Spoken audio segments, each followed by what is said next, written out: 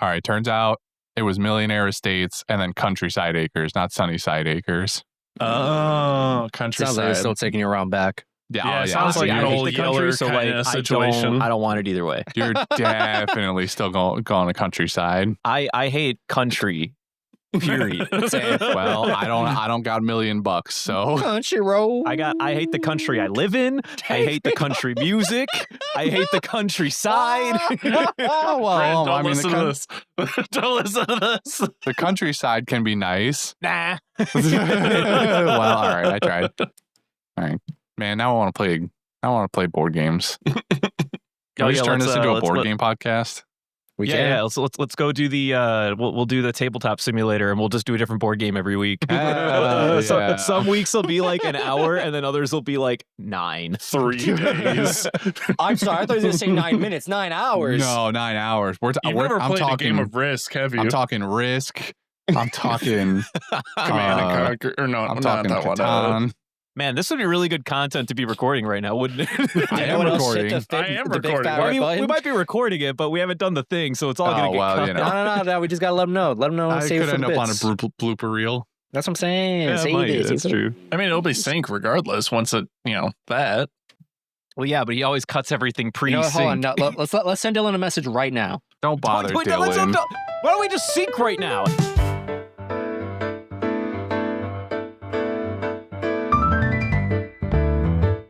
Okay, now you can continue talking about our future board game podcast. Please, Jesus Christ, that's all I was asking for. Why'd you have to look at a clock? What are you talking about? I looked at a timer He doesn't so know how that to I know count. when to say 5, He 4, needs 3, to 2, 1. sync so he can sync. You know what I'm saying? He needs to sync Yeah. to his sync. Yeah, it's called plumbing. It's better to sink in the come than to come and sink. Oh, wait, I said it backwards. And Shit. here I thought the cold open was going to be this delightful Well. conversation about us potentially having a board game No, podcast and like it was the never gonna be that, logistics first of all. around that.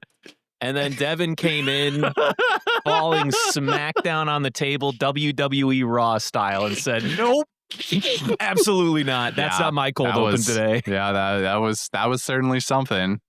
So anyway, but, Justin, you wanted to tell us something? Yeah. It's almost on brand with what Devin started with. I hate so it. I have three things to say. First of I all, hate that. I really do. I fucking hate that. summer. It's not even summer, but where I live, spring is teasing me with some summer weather, and I hate it. Oh, I'm boy, here we sweating, go again. and all I'm wearing is underwear, bro. I hate this. This is miserable. That's why you have to I- ascend, Justin. Just go balls. Just what? Anyway, second thing was, I forgot what me and Juan were talking about. It was related to work. And he was like, "Oh, Father's Day is coming up soon. It's on, I don't know, whatever the fucking date was." And I said, "Oh, I've never needed to remember because, I ain't got no dad. Eat shit." Got him. Got me. Wow. Hey, yo, pro-life gamer hacks. Just don't have a dad. Exactly, bro. I'm saving so much money on Father's Day mugs. Just make it Mother's Day Part 2. That's what my mom said, and she's very salty. I don't agree with that. Anyway, speaking of parenthood. Speaking of parenthood, Man, dude. in the office today, I don't know how. Actually, I do know how. One of my coworkers who was recently just had a child, she brought her daughter into the office. It was great. Baby's very cute. And then, babies became the topic of conversation for like an hour afterward. So one coworker asked another, is like, "Hey, like, do you want kids? Blah, blah, blah." And she said, "Yeah, I want one." And this gentleman is like, "Oh, you should have two. So, they have like a thing to play with, essentially. Nothing What? about like, camaraderie or understand, like, if, siblings grow different and better social skills or just like, things that an only child would never have, right? And then a different coworker who is a mother of 4, she said, "Let me tell you something. I have 4 kids, and all of them hate each other. All right, this is not a guaranteed character friendship."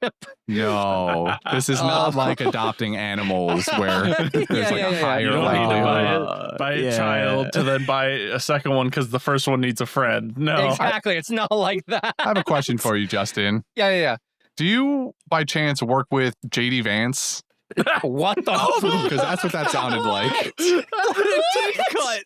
Oh, I didn't think Christian was going to be the one to rip that Band-Aid. Whoa. How did we get here? What are you talking about? No, you need to answer his question. This is an incredible point. I'm too afraid to say it. That's all. But I want an answer. Because Listen, this guy, all I know about our vice president or whoever the fuck this guy is in our government is that he allegedly really likes couches. All right, that's all I really know about him.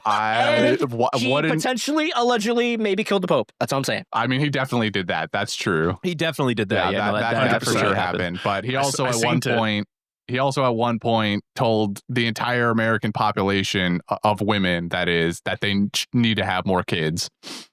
Yes, and that the government is going to plan incentives for women based on the number of kids they have. Right. No. You have it backwards. They're going to start implementing penalties for those that don't have children to incentivize you to have kids. I gotta pay more taxes for not having kids. No, I mean, if you have 5 kids, correct, for each kid you have, they're going to give you $5,000, and then at 5 kids, they're going to give you a medal. That's not a joke. This is real. I do remember the first half of that being true. They were giving after 5 kids, you kind of do need a medal. I think you need a medal after 1 kid. Well, like it'll be like Purple Heart, the first one. Then like 5, I feel like it's a Medal of Honor. Yeah. I don't know, man. It just sounds to me like, I don't want to get it on that one. I was going to play on that. No, Brendan, you're right. Who could have possibly seen this cold open going this way? We were supposed to talk about board games and other Listen, board I hate games. It here. I really do. Week to week. I don't know why I keep coming back. No, you do. I mean, it's better than what my coworkers talk about, which is just, government I know what I'm here conspiracies. for. Sure shit ain't any of you fucks. No. I just got to show up because you're going to be here. We're in this perpetual like, oh, I only show up because he's here. I have serious FOMO. Christian's attendance is very competitive, all right? It is. Does that make it me is competitive. Does that make me the glue that forces everyone to be here because I'm perpetually here? You're literally never Perpetually here. What are you talking about? You have the worst attendance. Brother, me and you are fighting for worse attendance. The walls. I'm the glue that holds us in the building. No, not with your attendance record, my guy. You're the slime that exists on the bottom of the floor. Exactly. You're the black mold in the corner of the bathroom. Perpetual. Yes.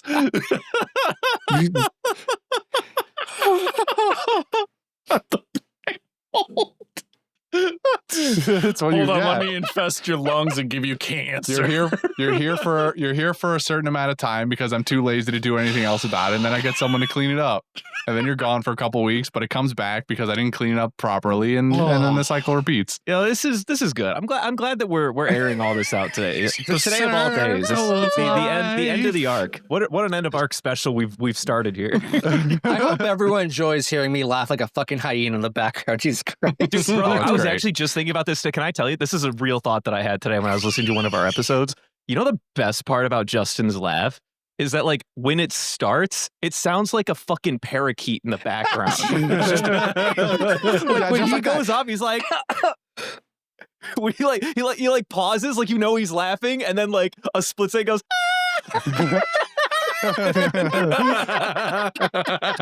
Discord really is the best wingman on that front because his pitch is so high that Discord cuts it out for us. And then when he lowers his register back down during the middle of the laugh, he cuts back in. But the listeners hear all of it because Audacity hears everything. Like if I ever saw like an animatic of any of our like shit talking or dumb like conversations like in cartoon form, I just want Parrot Justin sat on the table, brother. I'm afraid of animated me because it's either Jabba the Hutt. Now, I guess black mold. Yeah, sentient black mold. Or rabid rat. I think it's gotta be the rat. I think you're really fighting between Jabba the Hutt energy and the Rat Man. Especially recently. My man's got a special connection to Remy and the gang. What do we have in that connection to Remy and the gang? Anyway, we watched One Piece this week. Oh, we did yeah, watch that. One Piece this week.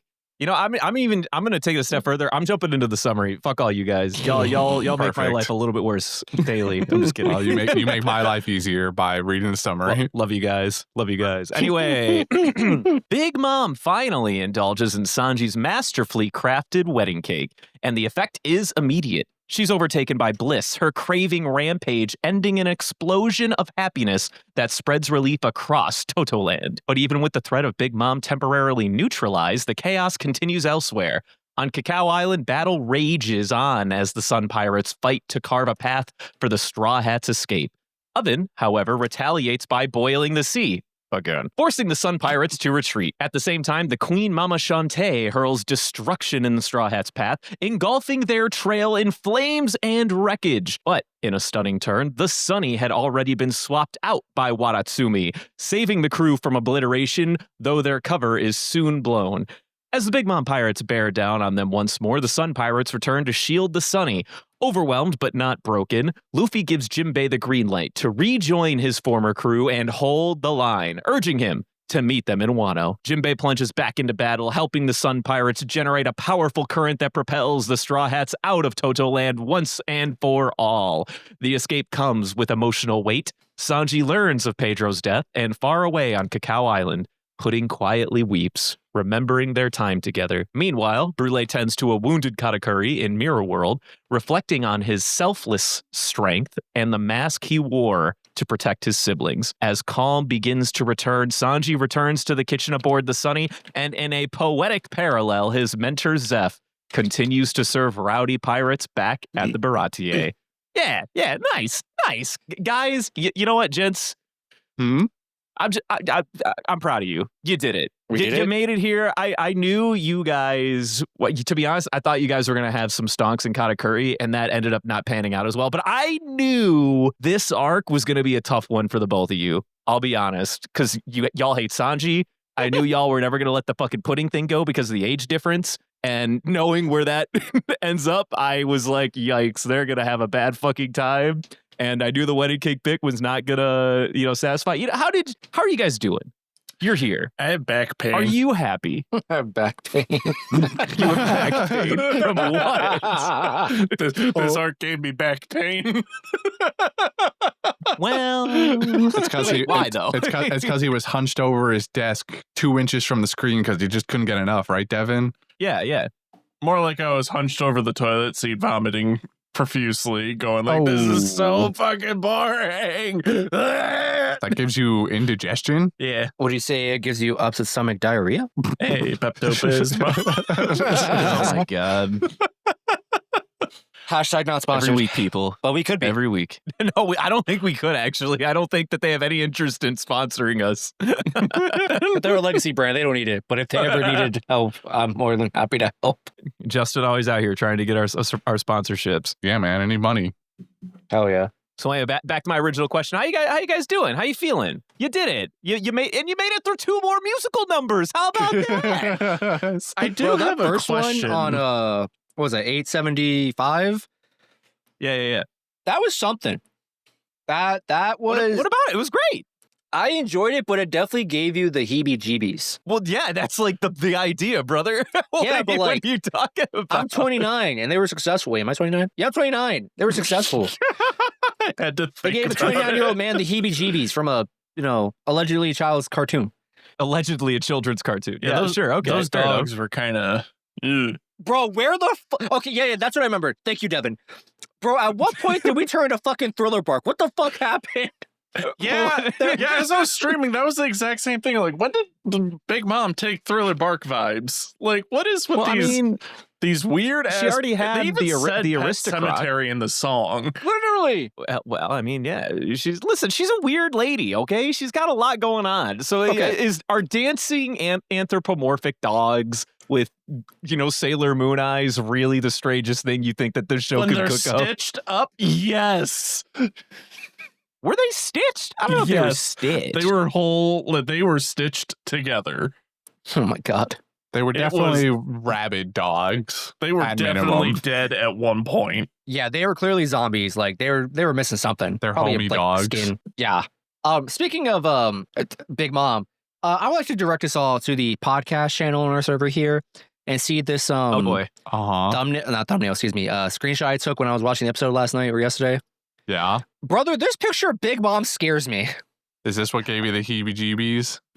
The song gave me chilled vibes. This scares me, bro. This is my new sleep paralysis demon. Good. So, Right. That's Big Big Mom got the crazy eyes. She also lost weight, I think. I can't really tell because I think she also gained it back after the cake. I don't know. Her proportions were off this week. But this Big Mom, this thing scares me. For those keeping track at home, this is the Big Mom we got of her strolling up to her cake as she's about to before she indulged, she was drooling. just big rabid dog, drooling and everything. So to add on to this point, as like I do most weeks, recorded live or not recorded, streamed live, and the comment that hit real hard was my face when I'm drunk as fuck and I get to the Waffle House.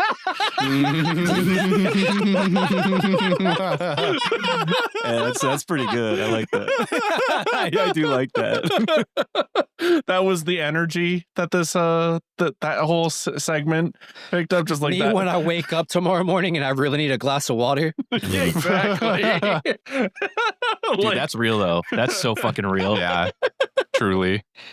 Oh Yeah, that's I don't even know. This is beyond medium mom now. I don't want to call her small mom because she's still got big mom energy.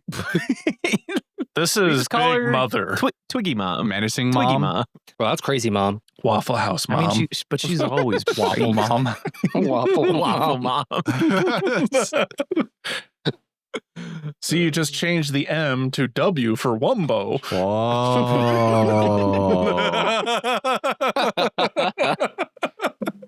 Now I'm about it, dude. This version of Big Mom's sick. I love watching her just like Michael. What's the Michael Myers? Her way up to this cake and then just fucking eviscerate it. After, of course, she has her blissful moment. Yeah, imagine if we just this was the Big Mom we got for the remainder of our time with her. I wouldn't be mad. Yeah, I'd agree. Regular sweet. Regular Big Mom is cool. I like regular Big Mom. She's a turn from your other One Piece characters, but this is great too. I'm a fan of this. To answer your original question, yeah, go on. I just want to ask you a question. Go on. So, do you think that at some point in Big Mom's adulthood, she was hot? Traditionally hot? like Nami clone hot? Like Nami clone hot? Yeah. In One Piece standards, we saw this. We did? In her, in some backstory, I think with Pound. I think she was like this with Pound. We did see a younger Big Mom in a Pound flashback. That did happen. Yeah. I don't remember. I don't remember a single moment of that. Holy shit. To answer your question, yes. I don't think I know. A Pound flashback. I'm not gonna lie to you, Devin. I'm fighting back the chuckles. Listen, don't do it. Don't do it. It's right there. It's so low hanging fruit. It's Pound's. Pound? Big Mom? I like pound cake. Yeah, My Pound. favorite Big is Mom. marble. I bet Big Mom does too. I bet she loves Big Pound's cake. Oh my God, stop. Here we go. Just kidding. Pound didn't actually have one. The whole He cake. absolutely does not have cake. He's built like a fucking that turnip. big? That man dude. definitely has cake back there. What are you No, talking he about? does He's not- built like There was Jinbei. no cake. Nah, he built. he's built like He got Jinbei. rolls though. Jinbei definitely has ass, bro. That's not Underneath cake. that kimono, That's he's definitely got an that's ass. just like It's It's a bread just on the subsidy ass, bro. or subsidy. So anyway, to roll back to your question from about oh yeah, I'm waiting. 10 minutes I'm on ago. the edge of my damn seat. I'm having a good time. I think on the whole cake was fine. I want to say that I probably enjoyed Dressrosa more. Dressrosa had better hype moments. It did have maybe, I don't know. Dressrosa's weird. It had better highs, but it also might have had lower lows, especially around the run piece segments. But on the whole, cake, I think I'm having a good time here. I enjoyed the little wrap up stuff that we did in these episodes between Jinbei and the Sun Pirates and Beji getting away, and even to some extent the wrap up with Sanji and Pudding was fine. You It know, was sweet, wasn't it? It was adorable. it was nice. Although not letting my man keep the memory of getting a kiss is tragic. She just didn't want to like burden him with that, like, you know, the like, because what would happen next? Because he'd be like, well, wait a minute, maybe I really care for you, bro. Pudding. She let him free. Yeah, she's letting him go. She's like figuratively and literally letting the man go. I know, but you know, If you love them, let him go. I'm gonna be the only one who defends this absolute romantic tragedy till the day I die. Justin just did too. I don't care. Wait, hold on. I agree. That's Devin in the back. Oh wait, so it's only Christian? That sucks. Yeah. That's not Christian. Fuck this guy. Yeah, that's fine.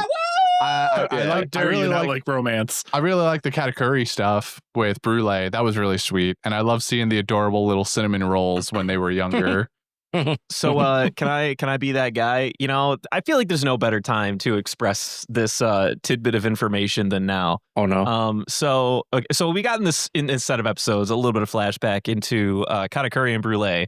Brulee made it very clear that she was a bit closer to Katakuri than she originally let on, and also was very aware that he was not this perfect, you know, monolith of a human being, as she even once explained to the audience and Luffy at one point in time.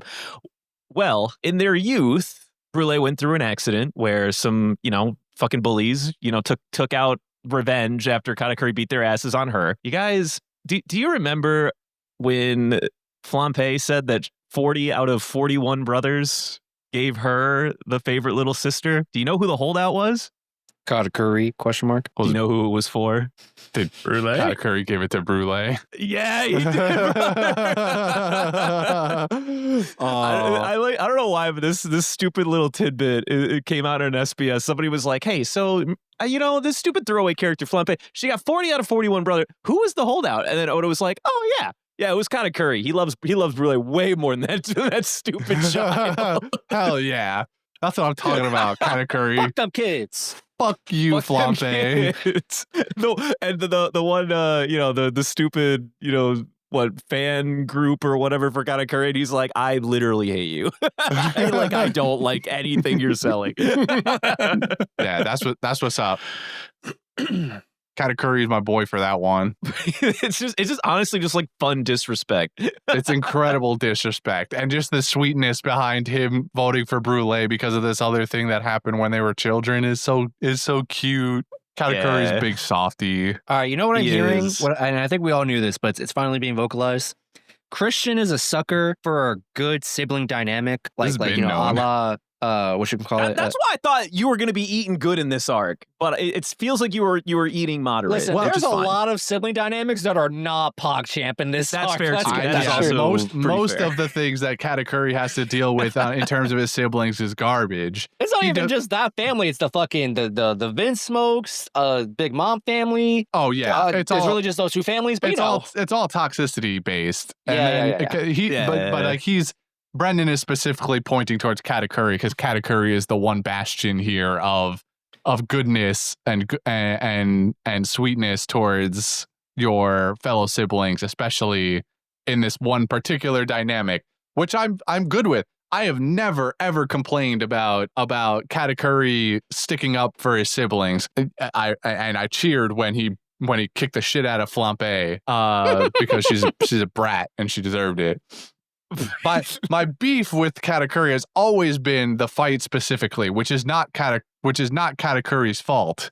it's So Oda's. it's Oda's and also Flampe's. Man, So this specific part I like a lot, and this is not shining a light whatsoever. This is shining a flashlight on a spot that's been in the sun for 20 years and has Yeah. 20 ring lights on it. I've been saying this since Fishman Island at minimum. Yeah. Probably there's some instance beforehand I can't particularly recall right now, but this has been known. I'm a sucker for this stuff. So I was eating good in this particular instance, and it gives much more meaning to all of the time that Katakuri really spends going out of his way in the mirror world fight as a whole, trying to defend Brule. And it's obvious at the time, it's obviously like, oh, Katakuri's just sticks up for all of his siblings in this way because he's the strong one, he's the undefeated one that guards everybody. But to have this specific dynamic with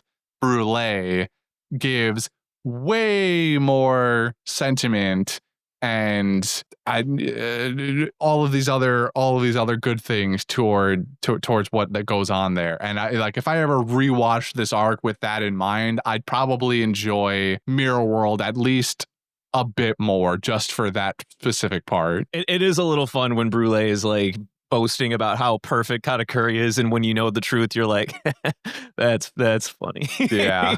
It's a little short-lived, to be fair, but it's fun. It's cute. Yeah. And I'm a sucker for romance. For all of the yeah, you are. For all of the bad things that the kids do, or I should say Big Mom's kids do, when we get the little flashback of them as tiny little kids, they are all very adorable looking.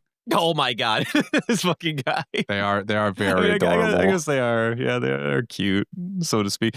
It is funny that we now, for whatever reason, I don't think anyone had this on the bingo card. We were getting, Brule backstory explaining why she has that big fat scar on her face. Mm-hmm. Yeah, or why Katakuri wears the scarf. I would have been annoyed if we didn't get that context, honestly. If we left this arc and didn't know why he put the scarf on, like I would have been can we elaborate for the children at home? So the initial reason that we're given for the scarf is that you just until this point you're just supposed to assume that he's hiding his mouth and facial features because he got called a pelican eel all the time. But really, it is still partially that. But in this backstory we get where Brule gets attacked, like Brendan said, by a bunch of gangsters that Katakuri had beaten up.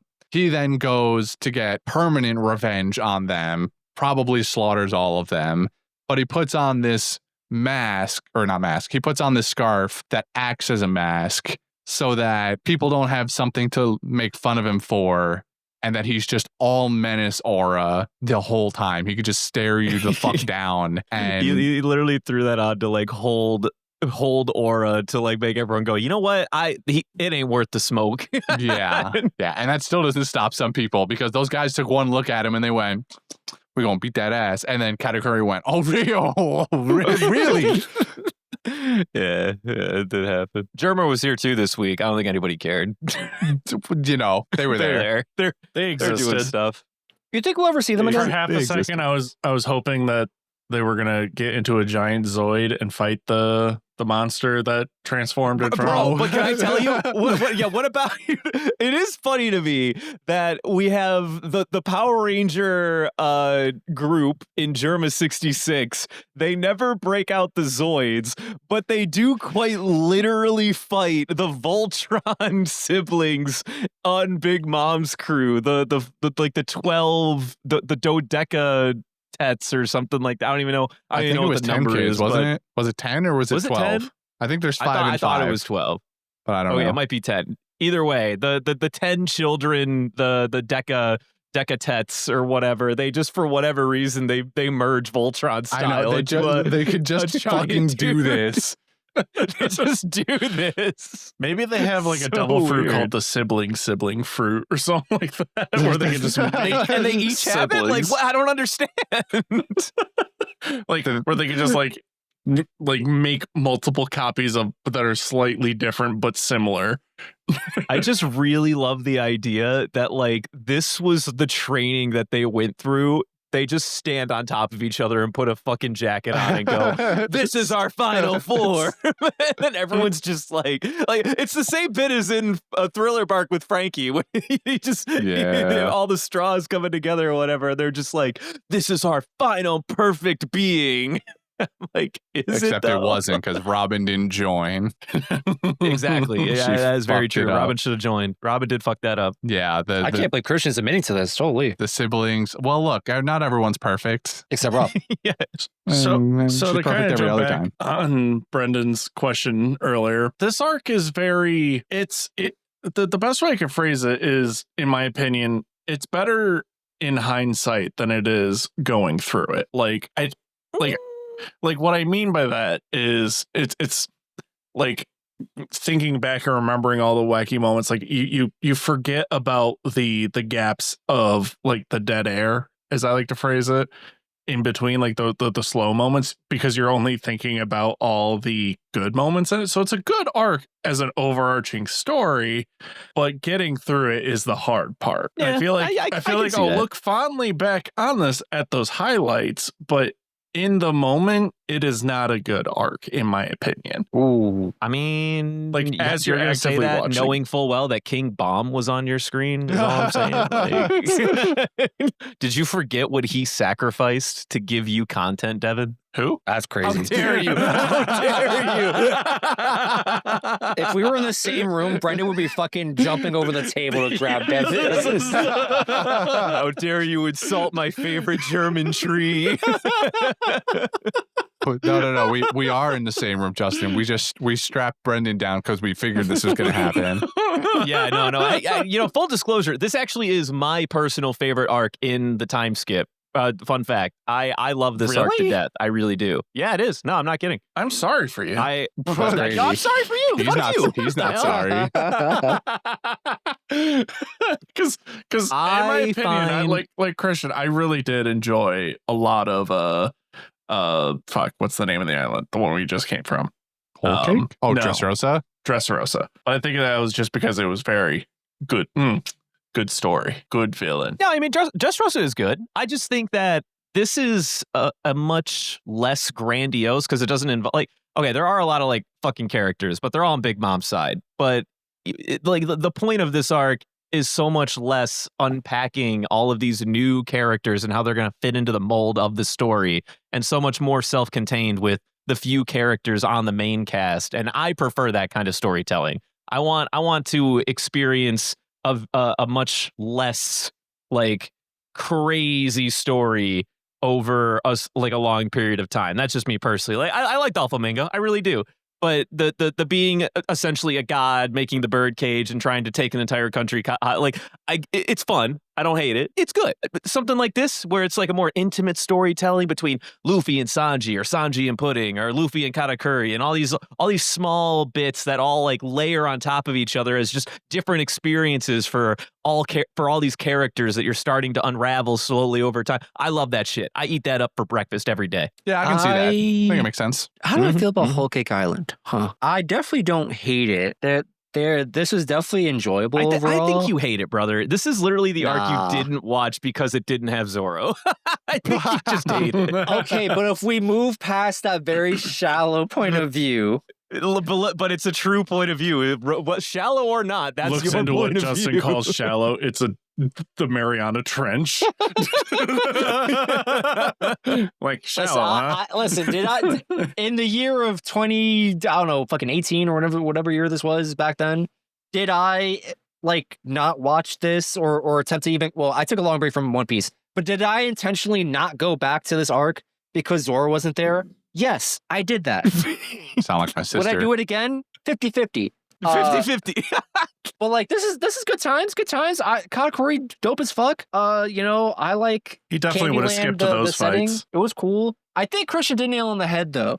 While Dressrosa had like way lower lows, I wouldn't even say that like Whole Cake had lows at all, or like, if there were, they're not that many.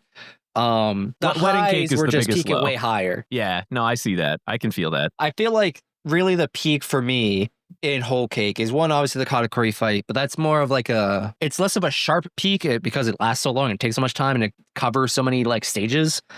It's like not steady incline, but it's instead of a sharp rise, it's got a little mound on top. It's got a little curve up there, it has some lingering effects. I enjoy Pedro's story. We didn't talk about that. So anyway, Pedro's actually dead, right? Nah. You guys are still sitting fucking here dying there after everything we've been You through. watch my girl Carrot fucking bawl her eyes out and make me cry, by the way. And you want to tell her Do you want to that know who Pedro's else not cried? dead? Do you want to know who else cried at a character death? Vivi. That's not fair, Well, Devin. That's not To fair. be fair, I don't think she actually did cry when he went kablooey. Like she was like so shocked that she never actually. She's also shed dealing with tears. the fucking Civil War. She had a lot going on. All right. Yeah, she had a lot going on. She was like fucking weeping at the Civil War that was continuing because she's like, we've literally given up so much. Can you guys please stop? Someone cried. Yeah, I guess. I guess it was Devin. I don't know. You're right. Somebody did cry, Devin. You want your gold star? Congratulations. Because speaking of people who may or may not be dying, Jinbei. Nah. You know, looking can like I dead. Looking like can I they're be gonna devil's die. advocate? Do we count Jinbei dead if he doesn't make it out of the arc with us? No. Should we, can we retroactively change the rules if Jinbei leaves the arc with us? Because that would be really funny. No, absolutely No, not. I don't think we can. Yeah, I don't think we can. I have a suspicion of how his death is going to be revealed, which will follow into the confirmed you death think theory. they're gonna off-screen him? It's gonna be it's not gonna come up for a very long time, and then we're gonna flash back to what happened, and then he's gonna die in a flashback. Okay, so to shine some more light, and that's how they get away That's with the never killing that's the anyone in real time. technicality. Yeah. Exactly. here's what I'm thinking. So Luffy gave Jinbei orders to meet him in Wano no matter what.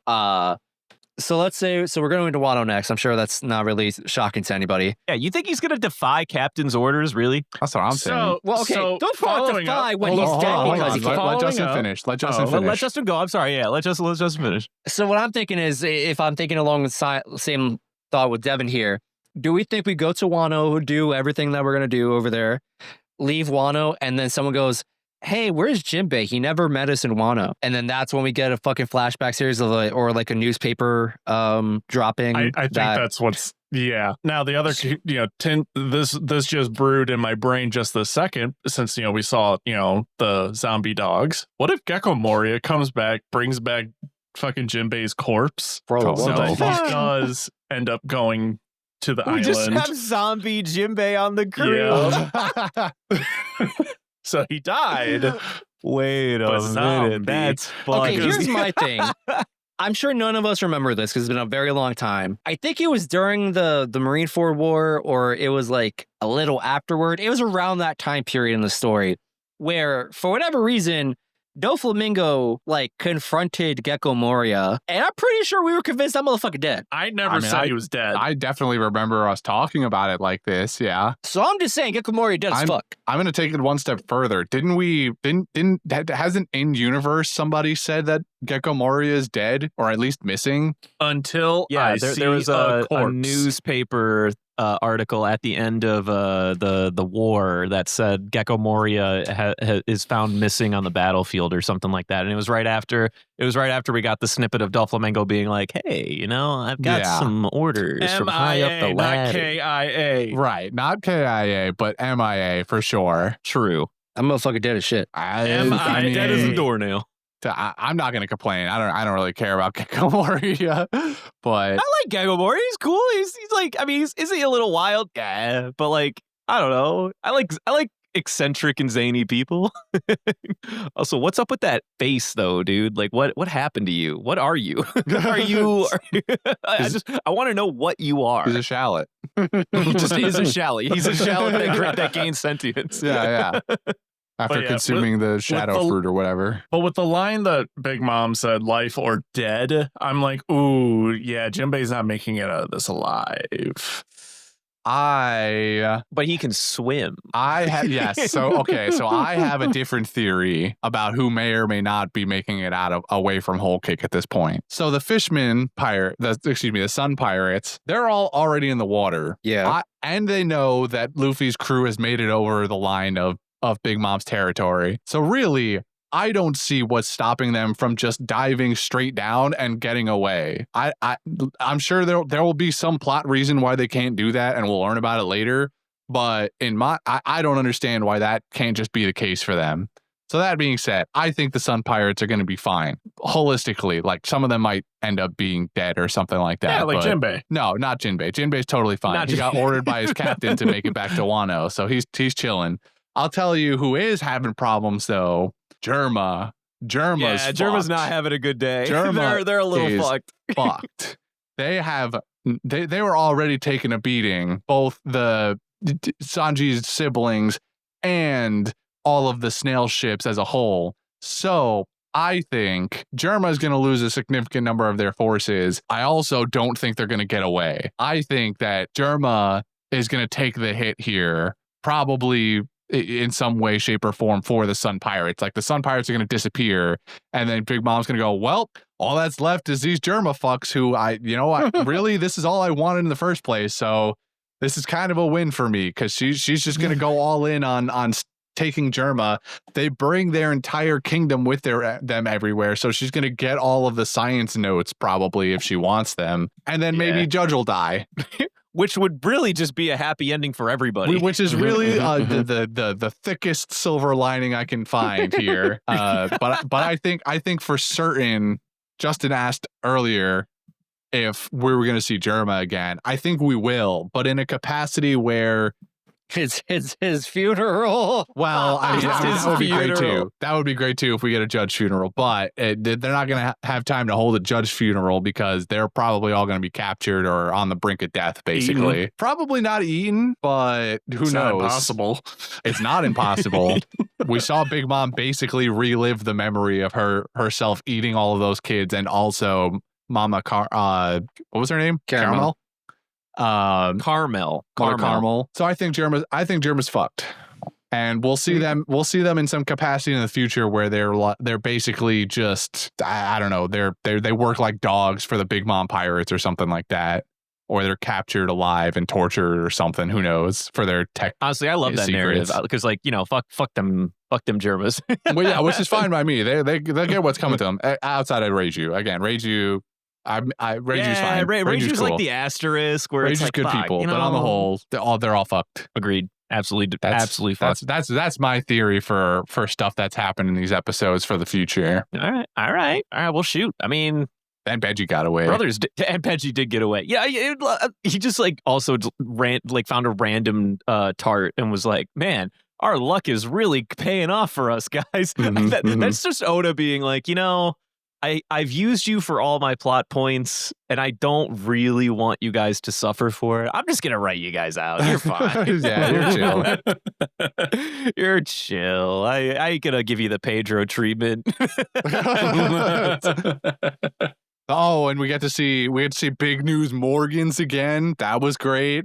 Did I tell you guys, okay, I think I wasn't here for when Big News Morgan's Gray Star screens for the majority of the tea party after the raid had started or whatever.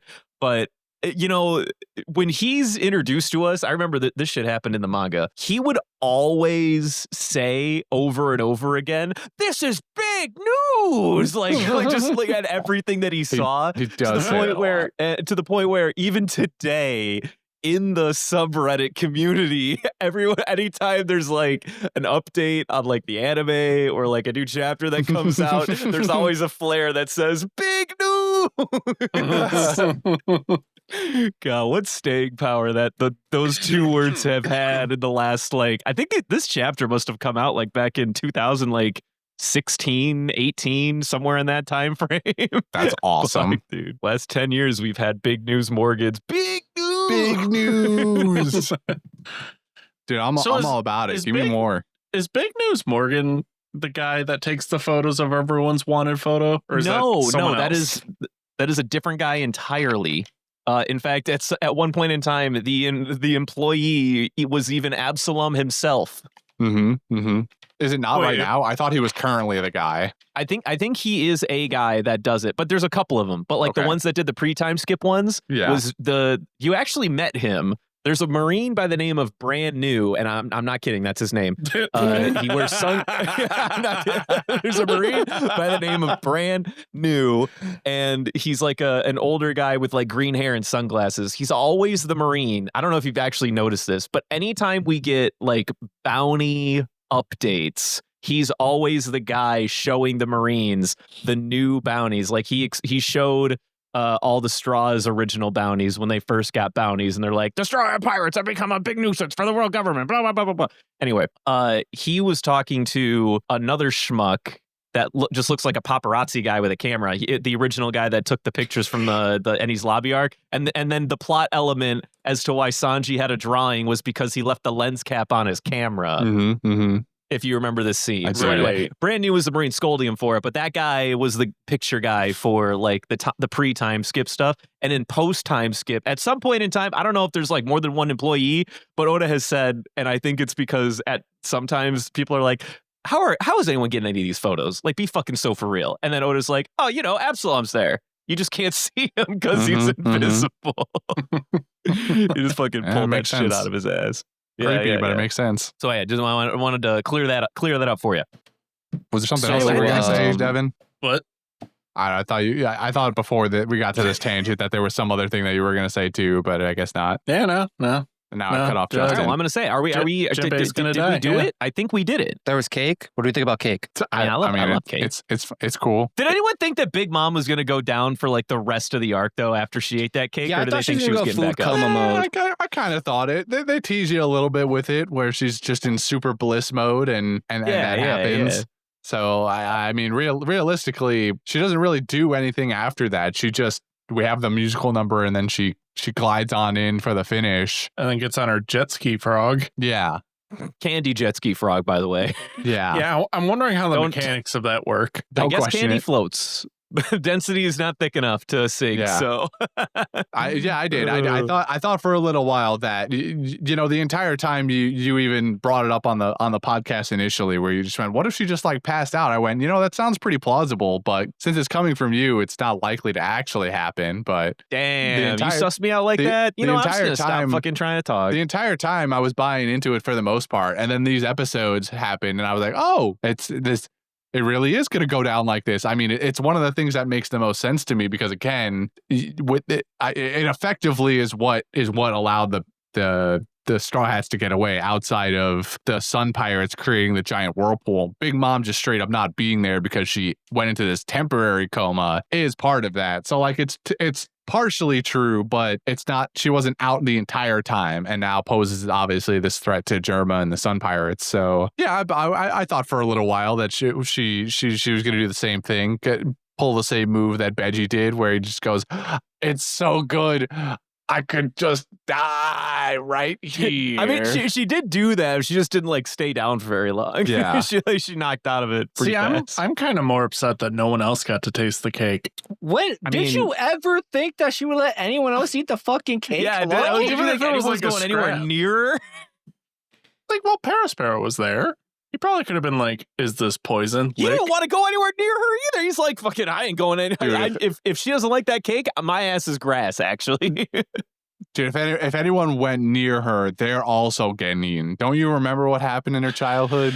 You're right, but she even got like she even got like a split like second like feeling of it too. In fact, I think the anime even tried to like make one of her like bites of cake like ooze blood or something to really nail home the point that she ate them kids. Big yikes. Yeah, in case you had any doubts before. In case there was any remaining doubt, like, yeah, she ate them kids. She ate the fuck out them kids and Mother Carmel. Mother Carmel, yeah, absolutely. Yeah, you guys, I have one final question. What do you think it smells like inside Watatsumi's mouth? Oh, fish. Yeah, definitely bad. Actually, hold on. Wait. I need to look up what kind of fishman Watatsumi is. I don't think it matters. Fish. I imagine it matters to me. I imagine it's a mixture Giant of chum tiger and like blowfish. Okay, I have no idea what the fuck so that it's also animal poisonous. is. Oh, nice. Probably. I just assumed that whatever the inside of like a humpback whale is, or like a gray whale, blue whale, whatever the big ones are, it smells like that.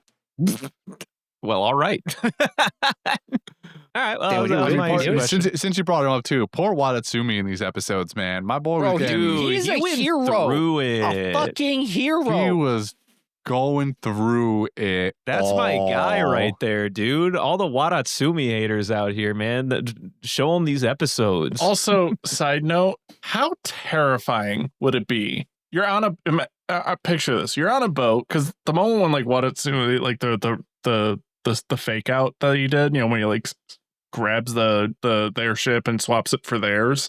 Yeah. Like, how quickly they went underwater. Imagine you're on the ship and all of a sudden in a split second, you're just underwater. How terrifying that would be. Yeah, that'd be freaky. Yeah, that would be scary. But also, how did they not get like swept away from the water?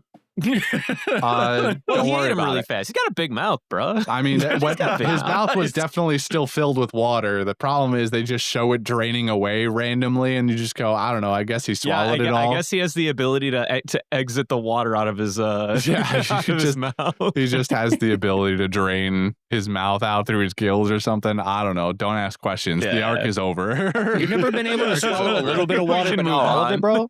Either way, still terrifying. Oh, absolutely. Yeah. Big Watatsumi energy. Big Unrelated. Watatsumi energy. is 25 years old, and that kind of shocks me. Why does that shock you? Ah, Did you think he was he younger? just screams big kid energy. He acts like a child a lot of the time. He But he does got a act like a beard. child. I would agree with that. You've never seen a kid with a beard before? No, I have. Okay. concern. Also, rip Fisher Tiger's ship. We've lost 2 ships in this arc. We lost 2 boats in this arc, man. The Nostra Costello and the I don't know what it's called. Whatever I'll be Fisher honest. Tiger's boat is called. I'm gonna look it up. I want to know what it I don't is. think it had a name. I'm sure it has a name, but Just we don't know it. The boat of the Sun Pirates. I don't know. Yeah, that was I mean, way less emphasis placed on it than Beju's ship, the Nostra Costella, but it's still notable, you know. Fisher Tiger. This is the ship that Fisher Tiger built or had built, and we're just Bro, We've it has just such a lost it. cool name. It's called Snapperhead. What a name! Snapperhead. Wow. Rip the Snapperhead Well, at the RIP bottom of the ocean Snapperhead. with the Mary and the Nostra Costella. Yikes! You hate to see it. You really do. They're all chilling. All their what were those spirits called? All their boat spirits are chilling Oh, together Club now. Outerman. Outerman. Klabouterman. Yeah. Klabooterman. Klabooterman, Yeah, Spooderman. they're all big chilling now. they're all Dude, they're all hanging out. I having a was so drink worried. together. All right, we're on boats again. It stirred my brain a little bit. When Okay, Big yeah. Mom's ship shows up, what is it called? The Chanter. Big Mama Chanter. Shantae. Yeah, Shantae. When that thing showed 'Cause up it's and we're French. also doing the musical number where Big Mom is singing, I thought Big Mom had somehow managed to get onto that boat, put the cake on the boat, and then make it all the fucking way to where the Straw Hat ship was in that 5-minute span. And I was about to be annoyed again that we're just teleporting between these islands every now and then. Well, Brulee's back on the menu, boys. So like, you know, she can can't just. fit. What kind of giant fuck off mirror? Like, can she is the awakened form of her devil fruit that anything with a reflection she can go through, and she just went, oh, ocean reflection. Now the ocean's a giant fuck off mirror. Maybe, But actually, brother, though, you don't know. I just made that up, but honestly, that'd be pretty fucking sick. To be clear, That'd be kind of cool, right? That'd be- That would that'd be be like pretty the fucking cool. awakened version. that's what I just said. You Usopp. I didn't hear it. I'm sorry. Fucking Usopping me, bastards. Hey, you're the original. I didn't do shit. I don't know what you're on about. Get out of here. I know, it was Justin. What? it was indeed Justin. I did. Brendan, how do you feel knowing that we're not going to be in musical piece anymore? Brother, I'm sad. I really am. I love musical piece. I can't say enough how absolutely thrilled I was that the dub committed to the musical bits as much as they did. There were 0 times that they phoned it in and just threw the Japanese music track on top and said we're not dealing with that. They committed, and I love them for that. And I will always be thankful because the bangers we got in these 2 episodes are in 75 and 77 are some of my 77 is actually on my Sad Boy Brendan Hours list, by the way. Add that to the list, listeners. I love it to death. I really do. And the music in both of them, fantastic. Big fan. It screams Disney meets like a little bit of musical, but more like opera. And it's so much fun. I love it to death. Yeah, and there's that little bit of menace in there. I was little just bit of waiting for menace the in Latin there. to come out and then the second boss phase. Oh my god, no. I mean, we're kind of at second boss phase, to be fair. She now rides a frog. Yeah. That's her second phase. Yeah, you took down her first health bar by really just letting her do it to herself, and then the cutscene is her eating all the cake and stuff. And now she's in phase 2, which I would have believed if we didn't already discuss beforehand that these were the last episodes of the arc. Yeah. I will say, I think this is my final question, because, you know, I remember you guys were convinced this was the arc Big Mom goes down. So obviously that didn't happen. What are your thoughts? Does that mean Big Mom is functionally written out of the story until the asterisk decides she's not? Is she going to become a permanent stay in the story? Like, what's her deal now? What are we doing with her as a villain? That's a good question, because it could be like 4 different things I could think of. Okay. Because, like, I feel like for the whole, like, because we're obviously going to Wano next. I don't think. Obviously. Yeah. There's nothing that can hold us from going to Wano at this point, right, guys? We definitely don't ever have interstitial islands that we end up at for longer than we expect. Right. Clearly.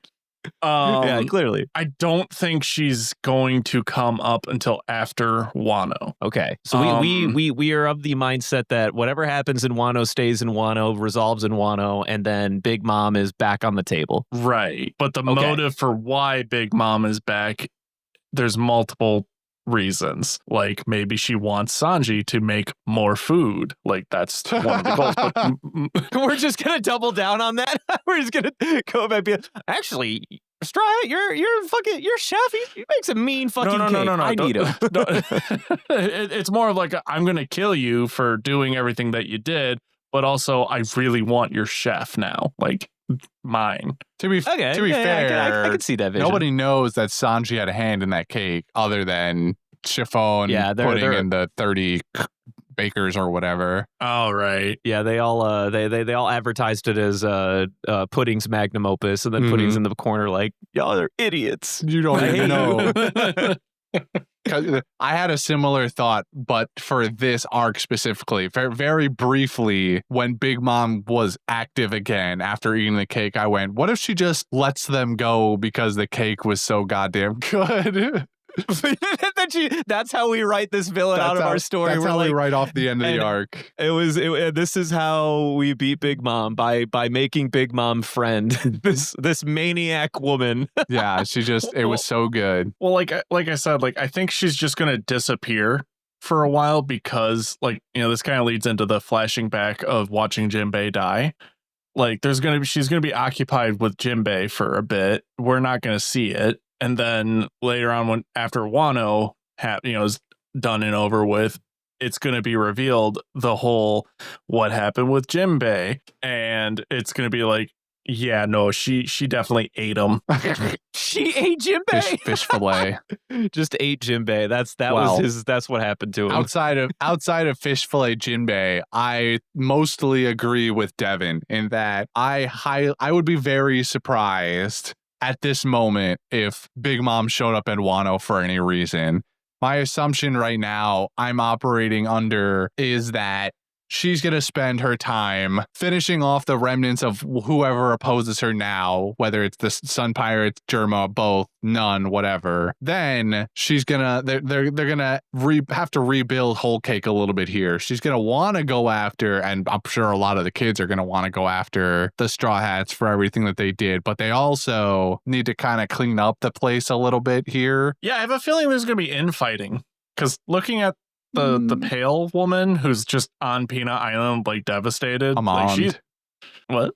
Her name is Amand. Amand. Her name is Amand. Amand. Yeah, there's going to be some infighting, I think, or internal politicking. Dang. It was interesting. I also wondered if they were just trying to emphasize all of the destruction that Big Mom wrought by showing Amand standing on the ruins of her entire island, or if this had a deeper meaning, like Devin is saying, where there's going to be, well, this was so devastating that what if some of our kids are thinking to themselves, well, this is crazy. We can't be dealing with this. She's killing people left and right for what, fucking wedding cake? So a change in the pecking order might be in order here. I am also of a similar mind there, where there could be something else going on here that outside of just having to rebuild and restructure, there might be some internal politicking going on here. Like just imagine Katakuri at the helm, Amon's like second mate, Brule with them because homie's got your back, and then like I don't know, versing like Oven. I would assume that Oven and Genie guy, what was his name? Daifuku. Yeah, die fuck you. Die fuck you. Die fuck you, exactly. I would imagine that they would probably take Katakuri's side, but some of the other siblings might end up taking Big like Mom's. Sparrow would be like Big Mom. Yeah, Sparrow's definitely a mama's boy. For sure. The clown Absolutely. guy, he's definitely Mom, Stan. Bavaros, something like that. I forget what his name is. Oh no, the clown guy is Mondor. I'm sorry. I was Excuse gonna me. say Smoothie, Mom's side. Yeah, I wouldn't be surprised if there was a little Civil War action going on that we learn about in the Big Mom pirate domain at some point. That feels Civil War. That feels like it could be fun. But yeah, at the end of the day, I don't think we find out about any of that really until after post Wano and whatever's supposed to happen. It's gonna be a while then, huh? Yeah, it's gonna be a while. I have also it's gonna be a minute then. I have also heard that this coming arc is the longest to date. So it is indeed the longest to date by a large margin. Brother, it's so fucking good. It's good. It is good. It's not that it's bad, but it is very long. You are going to be in it. Listen, I'm just gonna say, like, it only ended in real time. I think like a year or two ago tops, something like that. Yeah, and we started the podcast while they were going into that arc, right? Yeah, I'll even point out the chapter and the episodes that were out. I think the episode was like literally like one of the first two episodes of like Wano. And then the chapter that came out, I remember the chapter that I read the day that we started this podcast. I remember what I was doing and where I was. I'll point it out. I swear to God, I will. Oh, that'd be great. So we finished. I'm satisfied. The podcast, cool, great. Mimi and Wano, no matter what. Mimi and Wano. I can finally share that meme with you. Where's Discord? I gotta show the meme. Oh, did you jump ahead? The listeners weren't even ready for it, man. You gotta like give them a little bit of warning. What? The memes. I don't know. Justin's got a meme for us. We also didn't tell them what next week is, brother. You skipped the line. The memes. All right, next week we've done it. Next week is going to be 878 to 883, and yes, you heard that right. Next week will be. Wait, no, I thought we settled on 4 episodes. Yes. What are you guys doing? Did I get that wrong? 4 episodes. 878 to 81. 78, 79, 80, 81. 81. You fools. I can do math in real time. Oh, you know what it was? I changed it on the schedule sheet, but not down here because I made this one first. Whoopsie. That's okay. 878 to 881 listeners. We will be doing a 4-episode stint. I've sort of already given the guys a little bit of preamble of what is up and coming before we get to Wano. And, we're going to get through it. And we're going to do a little one extra episode. You hear that? Fluffy. He confirmed that we're going to Wano next. There is no in between. Devin, you hear that? All right. What do you mean? We're going to the in-between. What do you mean? Nah, he This just is said the in-between. he just said going to Wano. Nah, bro. It's all about there's at least 12 plus episodes between now and then is all I'm saying. Yeah, it's going to be covering stuff that's happening in Wano from the other half of the crew side. You also told us why we're slightly speedrunning these episodes. Well, to get to Wano. Not exactly. Yes, but also no. I'll be so fucking for real. These episodes are these upcoming episodes before Wano are a little annoying because like there is a lot of canon content just layered in filler, but like it's never like a single episode devoted to filler. It's like, oh hey, we're doing canon. Let me give you a 10-minute filler segue. Back to canon. It's the worst of the worst. It really is. It is annoying. However, I will tell you right now that the new stuff, the fresh out the oven stuff, is very enjoyable. Personally, I don't believe you. I don't know why we're talking that far ahead. We don't need to give him that preamble. But anyway, moving on. Try to give him something to look forward to. I don't think he's not talking about current day. He's talking about this stuff, like what we're gonna get in these episodes. Oh yeah. Maybe fresh out the oven isn't the best term, but fresh to us. Misleading, but fresh out of the oven. All right, now moving on to quotes. Justin, say the line. Thank you. I'm glad you got it. Pull up. I'll be waiting for you in the land of Wano. Come at any cost. Oh, he's got a gift ready, people. You can't see this, but he sent a gift to us. Yeah, he It's a good said gift. something about the meme. I'm still waiting on the look in meme. the Discord. Well, this is the meme. The real meme format is, hey, I'm starting One Piece. Me caught up. Meet me at Wano. Oh, Is that really a bit? I didn't know that was a bit. I Oh, like dude, it was that. the longest fucking bit for, well, I guess 4 years. I'm thinking about starting One Piece. What are your thoughts? You just send him this gift. I'll be Literally. waiting for you at the land of Wano. Come at any cost. 900 episodes later.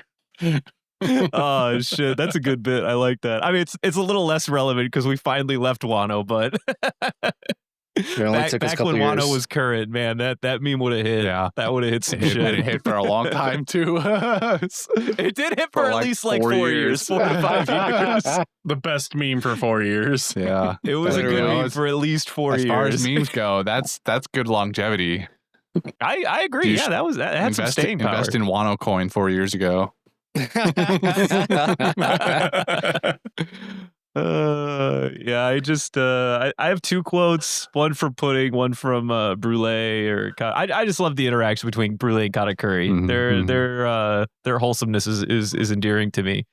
And then Pudding sobbing as she says, y'all are idiots. You don't know who really made the cake. And then she did listen, it gets me, Direct man. quote, by the way. It tickles the shit by sorry, I shouldn't say quote, I should just say moment, I suppose. Y'all are fucking idiots. You don't even know. Listen, it tickles me, man. It tickles me. Anyway, that's it. That's what I got. For specific quote, the just the line where Brulee's like, I would tell you what's happening with the Straw Hats, but that would just make you, that you just probably smile. And he goes, so you could see into the future too. It's so cute. Great It's throwaway line. It's such a big brother thing to say. Oh shit! Also, JoJo reference. Also a JoJo reference? Question. JoJo's. Zawaldo! There it is. I see you too can see in the future. Next, she'll say, I'm relieved. Kono Dioda! Curry, you're not a JoJo character. I can be what I want, Brulee. Okay, hold on. To be fair, Katakuri would be the perfect fucking JoJo character. No, Katakuri is he very is. JoJo He's got coded. the drip. He's got the Yeah. fucking Joseph Joestar bit. He's got the my He's man would got be the walk, clouded in too. fucking He's got the kanji. walk. He's Yeah. got the JoJo He's got the pose. He's got the everything. I just need him to do a JoJo pose, like do the super lean back. It was everyone's favorite joke when Katakuri was introduced, and everyone was just like, "Oh, so Oda's writing JoJo comic fanfic now." Yeah. Speed the JoJo. wagon. Post. Best girl. Great bits, dude. All right, so Speedwagon is best girl. he is best girl. So I've got a couple quotes here too. There was one Big Mom quote that I wrote down because it was just so kind of out of left field, but also was so Big Mom. I have to read it for you guys again. She goes, it's in the middle of this musical number in 75, and she goes, "Look, yes, it's a big fuss. It's like when you throw a bomb into an amusement park." So okay, this whole music number at this point was fairly hinged, but now we've gotten unhinged, and that was the straw that broke the this hinge. was the straw that broke the hat. This was the straw hat that broke the hinges. Yeah, truly. Then I've got little Brulee when she's on the stretcher and Katakuri is very worried about her. She goes, "No, you're fine just the way you are," and it breaks my heart, man. She's so concerned for him when she's so badly hurt. And then in 876 when Jinbei is interacting with Aladdin, which by the way, I was kind of upset that we didn't do more Aladdin fighting Die Fuck You, because then we could have had Aladdin versus the genie, and I feel like there's a missed bit here. That would have been really cool, right? That would I have been a feel great like there's bit. a missed opportunity here. That's just my opinion. We have yeah, flashbacks. We have We have possibility. flashbacks, it's true. We'll find out in 200 and some odd episodes when we're in the 4 digits finally. But Jinbei's talking to Aladdin, and I think it was this moment. Maybe I'm mixing it up now. But either way, Aladdin goes, I'm happy to die, but I'll be damned if I'm getting out of your way. I think he was actually getting attacked by Oven in this instance, maybe, but either way, he's talking about shielding Jinbei and the Straw Hats, and I'm like, damn, that's the guy That's right my boy there. right there. That's my fucking guy. That is my boy right there. That's it for me. That's all my quotes. All right. Well, then moving on to the Golden Ham. Guys, I got to be so fucking for real. I could give it to one of 3 people, but only one of 3 people. Damn, I was thinking of somebody earlier and I forgot. Oh, wait, no, I remember who it is. I want Aladdin because my man did show up to bat. Mm-hmm. I also want Pudding because I love the fucking I love the dynamic. I'm not sorry to say it. I'm not embarrassed. I love it. I could also give it to Brûlée because she was just like so miraculously and unequivocally sweet in this set of episodes for right, no listen, fucking she had no right to have any redeemable qualities. What the fuck are these whatsoever. other two? Say what? You had me with the Aladdin pick, like that was respectable. What the fuck are these other two, man? Fuck you, man. No, I pick Pudding any day of the I week. believe that he would pick Pudding. Bro, I'm gonna be real. My number 1 overall draft pick, and I feel like it should also be in your top 3 at minimum, is Wanatsume, man. He was a homie, but like, you know, My man put in possibly the most amount of work. yeah, well, okay, no, yeah, he did do a lot of work. He put a You're lot of absolutely right. Physical and mental heavy lifting here. But like, there's all these other important things that are happening He outside saved us, Wanatsume Sonny. smacking He a saved boat. the crew. Putting stuff not important. I'm just gonna be so real. Wow. You love it, but it's not You important. suck. You suck. And I'm gonna go against myself here and say that Brûlée, I love that, not important. Fun, and I enjoy the extra backstory, not important. Agreed. Arguably less important than fucking Pudding over there. I would also say that, and I obviously have a distaste for Pudding and all of that. My picks are either Watatsumi or Jinbei, to be honest. Listen, it's got to be a fisherman. That's all I'm saying. The fisherman I'm put gonna in say a lot of work. Watatsume. Fishermen did do a lot of work. They did a lot of the heavy lifting here. Who'd you say, Devin? Watatsume. Hell yeah, that's my boy. I think Mostly it's because I been know they're picked. gonna die. Hello? Watatsumi is fine, although Watatsumi did What is also. with you and everyone No, dying, I mean bro? Watatsumi did also throw up a red flag when he went. Straw Hat Luffy. I was a bad boy back in Fishman Island, and I was I was naughty. a villain. I was naughty, but now I'm 25 nice. years old, by the way. Are raised. Now we just have to wait for them to billow in the wind in a flashback, and then crumble. Anyway, I'm fine with giving it to Watatsumi. I'm more than fine with that. All right, fine. I guess Watatsumi wins. Hell yeah. Boring. 875 to 7. I love That is looking at this correct. list of like the trend of the week where it's like badass character, silly, possibly silly for the trend of What do you mean? I mean, Watatsumi Mistums- literally did the most work. I'll give him Mysterious that. He Mistums did was kind great. of literally do that. No, yeah, but like without context. Like when you look at it, it's just like, Katakuri, badass Oh, dude, character. especially when, Mysterious Mistums, and then Watatsumi. It's like, they're clearly yanking the chain.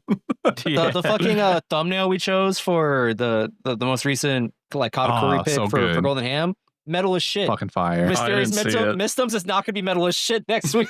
You don't know that. You don't know that? Yeah. Mysterious Listen, if Mistums I might were still be betting, man, badass. I know where I place my bets. Nah, you're just a Listen, hater. man, No faith. No faith. That's what I'm saying, man.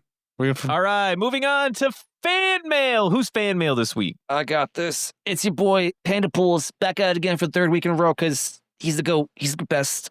What do you write here? Good morning. Although who knows what time you're reading this at, podcast bros. I swear I do have. Evening. It is definitely evening. I swear I do have a question to ask for both Devin and Christian, and also another one for specifically Justin and Brendan. But wanted to get a small vent and appreciation off my chest first. Today marks the first Saturday I don't have to work at my second job. Sick. Woo. After about Hey, love that for you. hell yeah, brother. After about 13 to 15 years on and off for school and switching main jobs, I have worked 2 jobs, and today is the first time I don't have to wake up early to do a 12 to 14-hour shift. Jesus, God bless you. Dude, I've been on that 12-hour a day, 7 days a week grind. I feel you. Trust me. That shit's You're a rough. fucking trooper, man. And a half. It's odd. But these last 3 years, every Saturday morning and late night when I drove to and from work, I would listen to this podcast. It was a perfect way to start a long weekend and the best way to end a stressful day. So thank you for everything. Also, It so happens that the 12-hour Palooza is today. I really hope I can finally catch some of it. Cheers. Oh, hey, it We did hope you did. happen. Mm-hmm. We hope you got to tune in even for a little bit. Now, for my question to Devin and Christian. Do you think you would have enjoyed One Piece more or less if you were to watch it without the responsibility of recording a podcast alongside your viewing experience? I'm a little curious about how this may have affected your watching experience, or if it really hasn't affected it at all. Christian, you want to go first? Or you want me to go first? I'm fine with going first. I definitely would have enjoyed this show far less. I can guarantee you that with 100% certainty. But the lore of this podcast was partially to get me to finish this show. That is I true. stopped this show 2 different times in 2 different ways, and so having this podcast basically ended up being my accountability buddy here for watching the show. Like, people have accountability buddies for working out or eating right. Like, I had one for watching a stupid anime. So I absolutely would have enjoyed this far less. If we operate under the assumption that I didn't stop at any point, I actually did just commit to watching this, having the discussions every week or every recording with the guys here has been so much more entertaining and added so much more value and layers to the ways that I enjoy the show and have in the past and will continue to, because we have a lot of fun making jokes at the expense of what happens, but we also get to share in the really cool moments and the hype of each moment. And Brendan comes in obviously with a lot of the fun facts and things that we wouldn't have gotten just from the show, from mangas, SBSs, so on and so forth. We get stuff from listeners like you who send us cool information or hot commodities on what goes on in the One Piece world. And so all of these things pulled together, amalgam, and they make this thing that just makes viewing the show so much better for me. And so I would have had far less fun without it. Yeah. Honestly, for me, it's kind of a similar boat where without the show, like if we didn't have the show, I don't think I would have continued. I would have dropped it off again. But now, because it's almost like it's the gun behind my head is the way I like to phrase it, where the podcast, I'm here for spite and because I want to get through it all. Don't know how else to phrase it, where it's like I'm here, I'm doing it, I'm doing my best. I may not be liking all of it, but you know what? It helps that, to be able to rant about it every week. Devin, I have a question. Do you think at the end of One Piece, whenever the fuck that is, that you'll wake up and say, you know what, guys? I think I like One Piece. Yeah, it's called Stockholm Syndrome. I mean, we had I've already said it. Yeah, we had Devin say that he liked the show like 100 episodes ago or something. Some part in Dressrosa. Yeah, it was Dressrosa. Got him, boys. So we are already there. Oh, he's got to run it back. Yeah. No. Just erase his memory. All right. Next part of the email here is for Brendan and Justin. Has there been a significant change? Wait, what? Waiting? No, I said A. Sorry. Oh, sorry. I acknowledged that my name was said. For Brendan and Justin, has there been a significant change in how you've interpreted the show now that you are rewatching it at a slower pace and analyzing it a bit more than you would from a solo first-time watch? I'll go first on this one. Yeah. I think I am. I think, unfortunately, life has changed a bit for me the past year. So, like, my attention on Whole Cake has been far less honed in compared to, like, the rest of the series so far. So I feel like I've been doing Whole Cake a bit of disservice, especially for the, being the arc I never fucking watched the first time.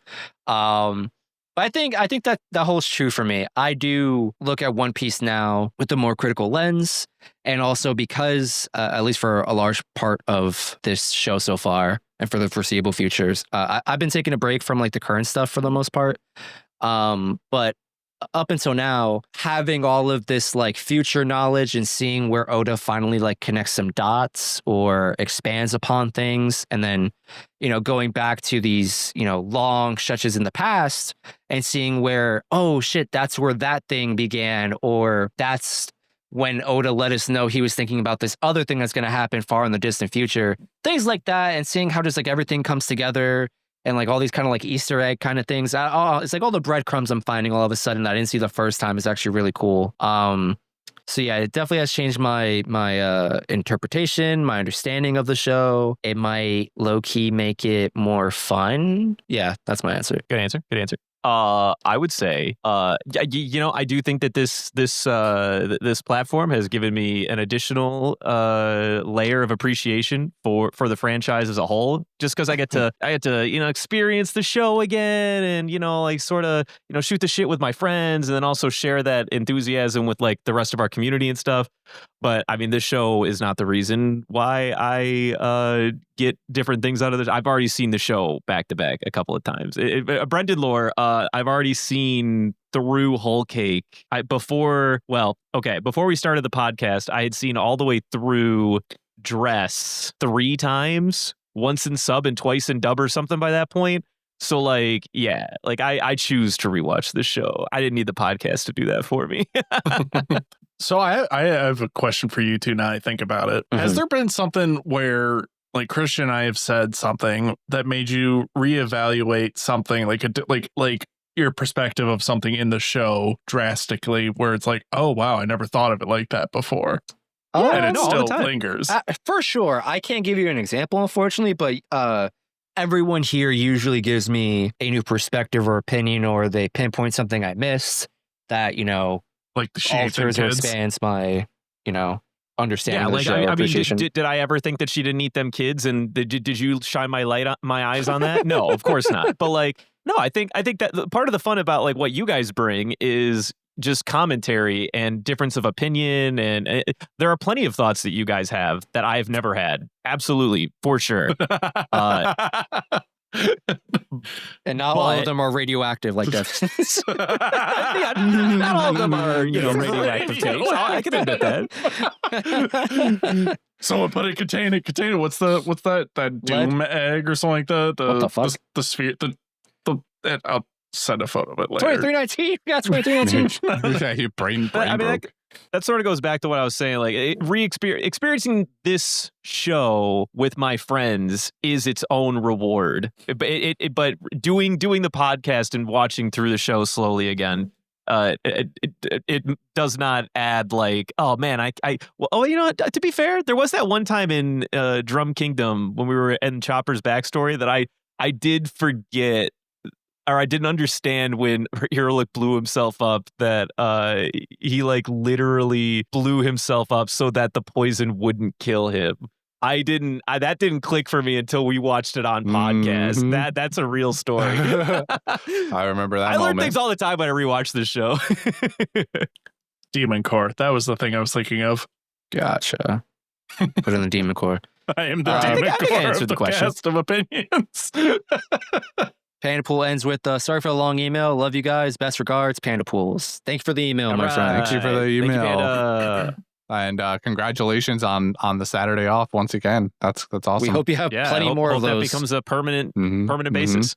Actually. All right, moving on to producer shout outs. It's Taco and it's me, Rabbit. Woo! Hey, We love you. You are the best. Another month. How about some enthusiasm in the back there, guys? Come on, what the fuck? Jesus Christ. Another month of I give it a woo. you giving us your hard-earned money, and we love you for it. Next movies are I'm looking coming. forward to the movies. One of them I've seen already and get to indulge in somebody who hasn't seen it. Yeah. Ooh. Probably me. Mhm, If it's the mhm. movie I'm thinking of. It is. So I'm looking forward to that one. You definitely don't see a lot of movies. I'm just kidding. I mean, it's true. Mhm, mhm. All right, Christian, it's that time. It is. It's Garbin and Gabbin time, baby. Last week, I pulled out of the gab. So this week, I am not pulling out of the gab because Justin's going to pull out of the gab. You know what? That's fair. I missed the Yeah, week. Justin. Woohoo. I also had to be the fucking the week before that. I was like the guardian, or you had the garb gap, or so I thought. So I had a emergency grab bag, but then Devin swapped it with the actual garb gap, and I don't know how he did that. Point is, Brendan got bitten by Black Mamba. I hope my that got God. taken care of. By the way, That did happen, yeah. It's my turn to go into the I bag. can assure you So, that there's nothing living in the bag this time. I'm not sure if that's comforting or not, but they would grain of salt, I guess. we're gonna put our hand in. It's like it's it's something. Hold on, Is it butter water? That is correct. It is something. What is it with you with butter water? It is not butter water. You got to stop, dude. Butter water was so like 3 weeks ago. You're right. It was. You're hold on, absolutely right. It's squishy. It might be butter water adjacent. It's cake, but like mushed up cake. I'm not sure if that was my fault or yours. Like, did the cake get like harmed in transit? No, they were definitely perfectly sliced pieces of cake when I put them in there. So you rooting around in it probably ruined it. To be honest with you, yeah. I'm sure there's some good pieces in there still somewhere, but thanks for ruining what kind my of cake we're talking about here. We got like some tres leches or some strawberry shortcake. I put some flan in there too. Not strictly cake, but it's like cake adjacent. So I figured why not. And also there were some leftovers at work. So okay. Let me pull this one out. Ooh, this one's purple. Hold on, let me Is this like ube based cake? It is. Wait, are we eating cake or are we doing the garb? What the hell is the garb? He's on to something because I put the pieces of paper inside the slices of cake, so he does have to work through the cake a little bit to get to it. I nibble. Hold on. Oh, okay. A little sweet treat for the boy. There it is. All right, there it is. We got ourselves a casting call, and it's for Big Mom. Hey, let's go. It's been a minute since we've done one of these. Feels like it's been forever. Yeah. I'm excited for this one. I want to go first. I would say my list Big is a little... Mamu. It's a little eclectic. Thank you. Got some interesting picks, never before seen. Do it, man. All right. I have on my bingo card that all of us have at least one the same. Like we all picked the same one that woman. Was true. Yes. Well, no. I mean, I always pick like 4 people. Oh no, I know. I have a list. You're saying that like we'll have crossover. There's one crossover at least. Yes, which I I would think be every surprised single by. one of us will have picked at least one person unanimously. That's crazy. Interesting. But, if anyone picks what I have on my list, I'd be surprised personally. So starting off with, well, let me get it out of the way first. Robert De Niro can play anyone, anything, anytime. Right, yeah. Of course. You said Big Mom. I'm gonna say it. Robert De Niro. Bro, why are you your bringing bag, it up then? I gotta let people know. All right, everyone thinks I'm just gonna say Robert De Niro for everything, and that's where you're wrong, bro. He's a phenomenal actor. But, his range is big and wide, but he can't play Big Mom. I like how you're telling them that they're wrong, but you are literally saying he can do anything. You are actively saying that Big Mom is the exception here, Brendan. Are you not listening? No, it's not an exception because you are continuing to pick him for everything. No, I am giving the asterisk. I'm like, listen, guys, I know you're expecting to say, Big Robert De Niro can play anything. No, but not Big Mom, bro. I think, although he can't play a mean fucking Benji, and I stand by that. Out of all of the casting calls you said Robert De Niro, this is not one of the ones that I think he's got a better chance at Big Mom than some of the other things you've said for him, to be clear. Oh, agree to disagree then. Anyway, moving on to my list. First one here is Angelina Jolie. Now, this is a weird pick. Hear me out. It is a weird pick. She has experience playing villainous roles, but also in movies that I can remember watching of her. She can be quite a menacing character. She was Maleficent. Yeah, she's Maleficent. She can do it. Probably other stuff. I haven't seen her movies in quite some time. I also don't know if she slowed down her acting in the past couple years. But what stuck out to me was the movie Wanted. I feel like her character in the movie was kind of menacing, had an intense aura to her. And I think some of the fun with this is that I kind of want to see Angelina Jolie play like an ugly old hag. I want to see what the cosmetic department could pull off with this. Yeah. Moving on here. I hope I pronounced her first name correct. I think it's Maylee Flanagan. She is the voice actress for Naruto in the English dub. She also does have. She also does have live action experience. She does look at a lot of like Disney Channel stuff. Or I haven't seen her recently, but she looks a little too quite the sweet for that. But okay, I think she can handle like the comedies. Give her a chance. Yeah, I think she has potential. She has, obvious experience in the anime industry. She has the live action film experience or, filming experience. She can handle the goofiness very well. I have no doubts about that. I want to see if Maylee Flanagan could pull out that mean, angry, menacing aspects of her acting prowess. I want to give her the shot. I think I think this could go well. And my final pick here, which I'd be surprised if anyone fucking had this, is the actress Suzanne Pleshette, if I'm pronouncing that correctly. The way I learned this name was I went to the Wikipedia for Spirited Away to look up for the voice actress of Yubaba in the in the English dub, and I found out that Suzanne Pleshette was actually an actress for a long time, primarily in like the 60s and up to I think the 80s, and then she started winding down. So I really was just in it for the voice and like the character traits that come with like the voice of Yubaba. Well, listen, she's been on camera before, so I say fucking let her have it. All right. Also, as she got older, I think she could, pull off like Big Mom's not like a witch, but like, I don't know. I would associate Big Mom's like aesthetic kind of with like a witchy Halloween character, just, with the couple tweaks. Yeah. Okay. So yeah, All right, those are my well, three. I was mistaken. My bingo card will not be filled out this evening. I did not have any of those people on my list. So I only got one person that I could think of, and this was just like I'm terrible with like actors and actresses. So my first gut instinct, I don't know why, just for fitting the vibe, was Rebel Wilson from Pitch Perfect. Rebel Wilson. I don't hate that pick. Because she's got like comedy. She's a little thicker. She's not anymore, actually. Oh, you know that, she right? was. No, I did not. But more importantly, she doesn't have the menace. I don't know. I think she could pull it off. No, I think that was cooking here. I hear what you're saying, and you're correct that she's primarily been typecasted into a comedy character. Right. But like, I don't know. I want to see this. Given the opportunity, because like I don't know, I feel like comedians are really well known for like being able to pull off bad folk or villains and everything like that because they understand execution and everything. But like I don't know, my gut instinct. I think that was just cooking here. I think I like this. Okay. I think it'd be cool to see. Okay. Sure. Yeah. That's a pick. I couldn't think of anyone else, honestly. Cooking with a fucking blowtorch.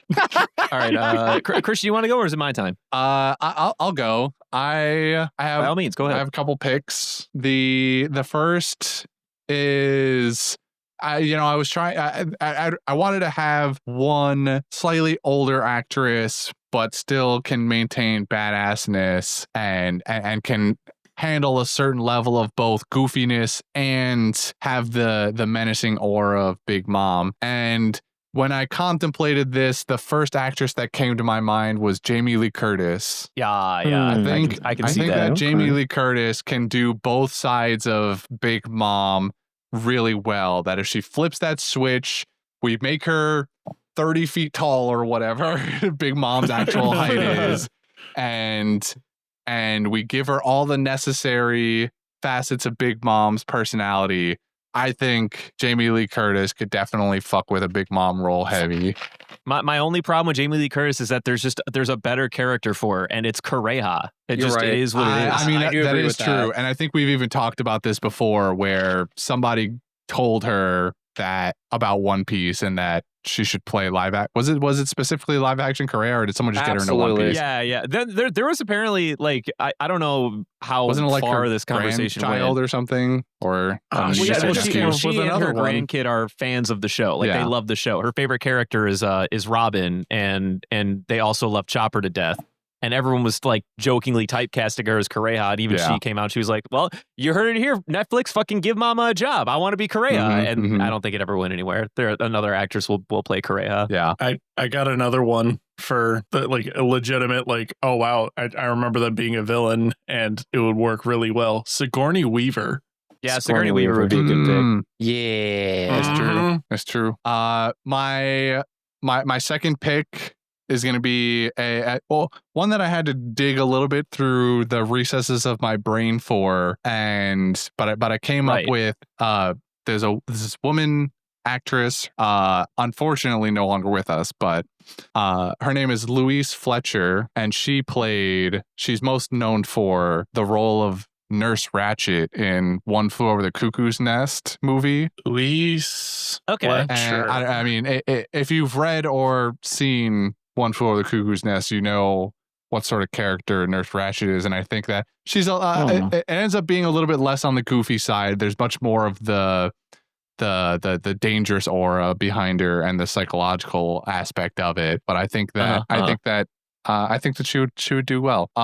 My third pick is somewhat. I'm glad I saw this movie recently in order to have this pick because I think she's probably my favorite when I thought of her. I'm gonna ask for forgiveness ahead of time because I may mess this up a little bit. Her name is Oluwanmi Mosaku, and she is the actress who is most recently known for her role as Annie in Sinners. Okay. She does a really. I think that she's also, for anyone who hasn't seen Sinners' recent movie release, she was also in Deadpool and Wolverine as the head of that like time wibbly wobbly timey-wimey agency. Yeah. And a few other things. She's also in the Loki series as the same character, but I'm sure there's probably a whole bunch of other things that people know her from. But those are the two that I've seen recently. And I think that as far as being able to switch up tones again and do both sides really well, I think she'd be fantastic at that. She's probably my favorite pick that I came up with because I think that she would do really, really, really well. I've got an honorary pick here for Robin Williams. He could do it. Shout out to Mrs. Doubtfire. Shout out to Mrs. Doubtfire. I fuck with this Oluwanmi Mosaku pick. That's funny sleeper. you say Robin Williams. I have Tyler Perry on my list. I'm just kidding. Adam Sandler, what are you doing here? Adam Sandler. Rob Schneider. Rob Schneider. You can play anything. Is that your full list, Christian? All right. Well, I'm going to preface this by saying that in my universe, dead people are alive. Anyway, I start by saying Betty White, baby, because she can be a mean old lady and she can be funny as fuck. Other people were going to pick? What the fuck? I did. I ain't gonna lie to you. I really did. I think this is the part of Big Mom's character that I think we need to remember. You can't just be menacing. You can't just be a menacing old woman. You gotta be a little fucking silly. It's Big Mom, dude. Yeah. When you look at her, you're aesthetically like, I don't know how I'm supposed to feel with you. And then like her aura is what makes you be afraid. Well, I tell you, brothers and non-binary pals, Betty White is it. Unfortunately, she is no longer with us, but she would be it. Anyway, moving on. I also picked Meryl Streep. Feeding that gator. Yeah, feeding that gator. I also picked Meryl Streep. Because Valid. You can't have Big Mom without musical numbers, and Meryl Streep can hit some fucking musical numbers. We need that talent. We need that talent. I fuck with this Meryl Streep pick actually. Hell yeah. Yeah. I also picked. I think this is going to be the controversial one. I also said Melissa McCarthy for a lot of the same reasons that Betty White is on the list.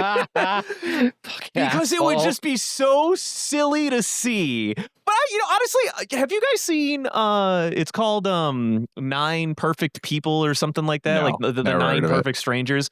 All right, it's a show. I think it was a Hulu original. Melissa McCarthy had a little bit of chops in that show. I think she could play a drama. Was she a villain? No. But I want to see if maybe she can, be the menacing person instead of being only the funny person. I think she's got an opportunity in there. And then finally, I picked, because I wanted some diversity in my picks, Angela Bassett, which I don't think any of you probably know who she is by name, but she is the queen I'm familiar with her work. All my homies who like 911. I'm familiar. Know Angela Bassett, the queen, baby. Yeah. I think Angela Bassett got that fucking energy everywhere she goes. She's got the aura. Now, I don't know if she can pull off the funny part as much, but yeah. What about Sofia Vergara? Shut up. I thought about that too, but like, no way. It ain't it. No way you thought about Sofia Vergara. Sofia Vergara is not my Big Mom, bro. What are you talking about? I'm convinced that you, Brendan, and you, Justin, Googled some of your answers here, because I looked up for fun live action Big Mom fan casting while we were sitting here. Brother, these are all off the dome. 2 of your options are on this here. There are three posts that came up immediately. One of them was for Melissa McCarthy, and then the other was for Maylee Flanagan. So both of you, I'm considering. All right, listen, man. Hold on, wait. I will not stand for the slander. What I will say is that the community clearly has good taste. All right, that's what I'm going to say. No, I think you guys are cheaters. You're calling us fucking fakes because we came to the table with the general consensus as a default option. I also want to point out these are not general consensus. These are on some website called MyCast, and one person just put it out there, and they were like, "I think this." I've literally never seen this fucking website in my life. Fuck you. I will not allow you to I've never seen it in my life either. But you know what it took to get here? One Google search. I didn't Google Big Mom fan casts. All right, I just didn't. I'm telling you, I didn't. If I need an actor or an actress for my casting call people or whatever, I'm not going to Reddit going, "Hey guys, who would you cast?" I didn't go to Reddit either. No. I'm going to fucking Google, who's that one dude from that one movie? Because I don't remember fuck all about names. Exactly. Bullshit. No, Christian, you're not understanding his point. We are not going online and Googling Big Mom live action ideas. We are going online and we're saying, who's that one actress that I remember from that movie that I watched? I'm just saying there's a little too much. There's a little too much coincidence here. Is all I'm saying. You know what? Honestly, eat ass. Especially the Maylee Flanagan one. Eat ass. I agree with Devin, but that's besides the point. I ain't standing for this slander. I did my piece. Real I spoke my homies piece. eat ass. Changed my mind. I don't know what you're doing over there in the corner. All right, you need to just relax. Never. Anyway, I'm done. My list is complete. You know what? I take back what I said X amount of weeks ago. This is my favorite episode ever now. Okay. I don't know how. Literally nothing of substance has occurred. Brendan, everything happened. This was it. This is the pinnacle of podcasting. I hate it. Jeez, if that's the peak, wonder what the lows are gonna look like. I don't know. Episode 1. Yeah, somewhere in the first couple dozen episodes. Episode 0, actually. No, episode 0 is great. Somewhere in the first couple episodes. Or for a couple dozen, I mean. Devin, do the thing. Follow us on Instagram and Twitter at Panda Sightings. You can also send us emails at pandasightings@gmail.com. If you want to financially support us, there's a Discord in there. We got several options in there. We got a Redbubble with stickers and stuff. With our, some of our old stuff that was on our website that used to be on a website is now on stickers and cups and stuff. Did you mention the email? I blanked. I did the email. I don't think you mentioned any. Did you mention the email? I did. In the server? Yeah. He mentioned the Discord. He knew that the shop was closed. That he nailed it for me otherwise.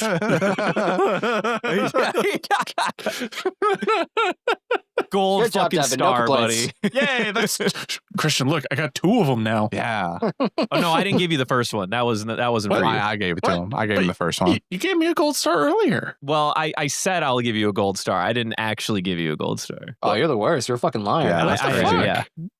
Gaslighting. Get over it. Well, I'm taking this gold star for eating ass from you. This is no one's giving you a star for that. That's me. I gave that to him. Okay, well, that's fine. Whatever. Oh, there's that parrot Justin again.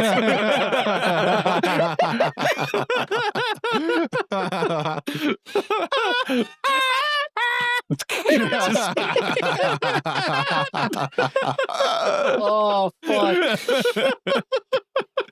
That's my favorite boy. That's my birdie boy over there. That's him. Shit. Incredible. Incredible. Some seeds, Justin. You want a cracker? Some seeds. Justin, want a cracker? Polly does want a cracker, actually. Juicy does want a cracker. Juicy, dude, we want a cracker. All right, get me out of here. I mean, do we have to out of here though? Like, what if we just kind of chilled for a little while? We're like 20 minutes over budget. We're like an hour over budget. Well, that's Fix fair. and post. Bye-bye. Bye.